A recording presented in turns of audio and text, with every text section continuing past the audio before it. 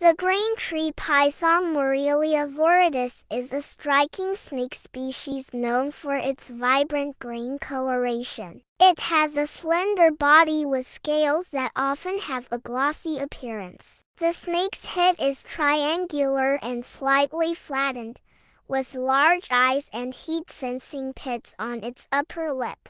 One of the most distinctive features of the green tree python is its ability to change color. While juveniles are typically bright yellow or red with blue markings, adults develop the rich green coloration for which they are named. This green coloration helps them blend in with the foliage of their arboreal habitat.